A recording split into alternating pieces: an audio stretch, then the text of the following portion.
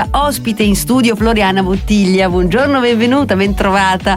Buongiorno a tutti gli ascoltatori di Radio Cittadella, salve. Allora, noi parliamo, pensate, con la dirigente dell'Istituto Comprensivo San Giovanni Bosco di Taranto.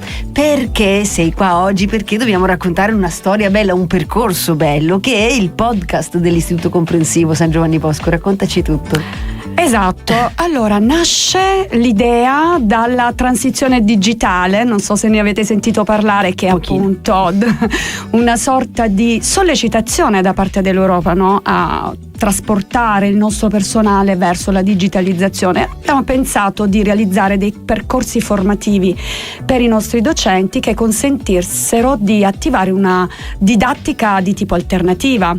Hanno realizzato durante questi percorsi formativi dei podcast, si sono raccontati, hanno cercato appunto di andare oltre la cattedra e oltre la lezione frontale, che è quello che i nostri studenti necessitano, cioè abbiamo bisogno di una didattica che sia coinvolgente, che vada al di là della classica lezione frontale, che possa farli sentire vicini alla scuola e interessati, incuriositi. È vero. Poi la radio è un po' una dimensione, perché questi podcast sono in collaborazione proprio con noi, no? Con Radio Cittadella, quindi esatto. È la dimensione, io la conosco bene, però immagino quale impressione, no? Quale impatto abbia avuto sulle persone, sui ragazzi, sui docenti che non avevano mai fatto una roba del genere prima. Esatto, i docenti sono stati entusiasti, cioè si sono lanciati in questa avventura, si sono raccontati, hanno raccontato i loro sogni, le loro ambizioni, da dove sono partiti e dove vogliono arrivare. Sì. Un modo appunto per mostrare la parte umana del professore, no? È vero, è importante, così importante proprio sentirsi vicini e poi raccontare delle storie, che è quello che facciamo noi tutti i giorni, no? Esatto, lo storytelling è una metodologia di narrazione che appunto cerca di andare incontro, di avvicinare gli studenti, di avvicinare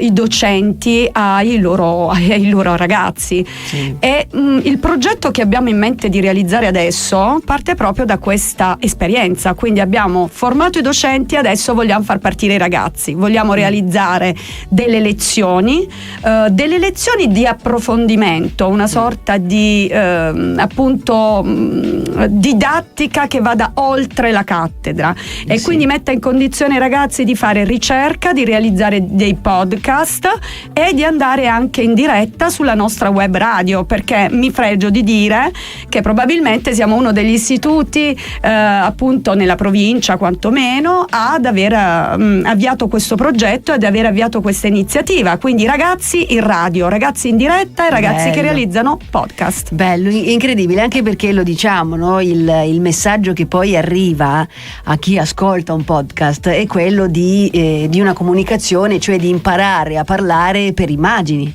perché è la voce che si sente nel podcast. Noi adesso siamo in TV, siamo sullo streaming, siamo sulla web radio, cioè abbiamo tanti mezzi, no? Con le telecamere comprese, però il podcast si sente solo, quindi immaginate cosa succede quando tu senti una voce che ti fa entrare in quell'immagine o in quella storia. È importantissimo come si dicono le cose, come si parla. Sì, assolutamente. E la radio, per quanto mi riguarda, rappresenta un potente mezzo di comunicazione che avvicina assolutamente la dimensione culturale, musicale più ampia al mondo dei ragazzi, quindi uno strumento che da sempre, fin dal passato, perché è stato uno dei primi media, no? Sì. E attualmente nel presente fino al futuro praticamente rappresenta quel fil rouge che ci conduce e ci avvicina alla dimensione culturale per eccellenza, quindi uno strumento di comunicazione alternativo validissimo e potentissimo. Assolutamente, noi siamo felici di Radio Cittadella perché significa aprire, no, le nostre porte ai ragazzi e ai giovani che chissà, magari noi li aspettiamo qua, certo. Domani riescono ad intraprendere questo tipo di carriera e sarebbe bellissimo anche per loro. Assolutamente, no? Sì. Oltre a imparare a comunicare, perché la cosa bella è proprio questa, che tu in uno spazio ridotto, in pochi minuti, devi rendere l'idea di tutto quello che tu stai dicendo, quindi i concetti, concetto, fissare il concetto, parlare per immagini, fare tutta una serie di cose con in un podcast un sottofondo musicale, quindi come dicevi tu, no? A partire da una formazione anche di tipo musicale, cioè sono diverse le competenze e le skills che bisogna avere poi per produrre un prodotto che sia radiofonico poi, no? Assolutamente, e questo è il senso, cioè attivare una serie di competenze, perché noi la didattica che vogliamo è la didattica per competenze, quindi attiviamo una serie di competenze che mettano poi il ragazzo in condizioni di potersi destreggiare all'interno di vari contesti culturali. E appassionare a quello che fa e appassionarsi anche ai docenti, ai coach, certo, alle persone che aprono poi questa strada, no? Che è bella questa cosa. Va bene, Floriana, io sono felice di averti avuta mia ospite. Anch'io. Noi di Radio Cittadella, insomma, in collaborazione con questa cosa siamo molto felici di questo vostro percorso e ci rivediamo presto, così magari facciamo di tanto in tanto, no, degli aggiornamenti. Sì, il punto della situazione, magari la prossima volta sarebbe bello coinvolgere anche qualche studente un pochino più grande, no? Sarebbe una bella idea. Li aspettiamo qua, così poi vanno proprio in onda in diretta, come abbiamo fatto noi stamattina. Grazie mille Floriana Bottiglia, buon lavoro a te. Grazie. E a tutti i docenti, a tutti i ragazzi, a tutti gli studenti. Grazie mille.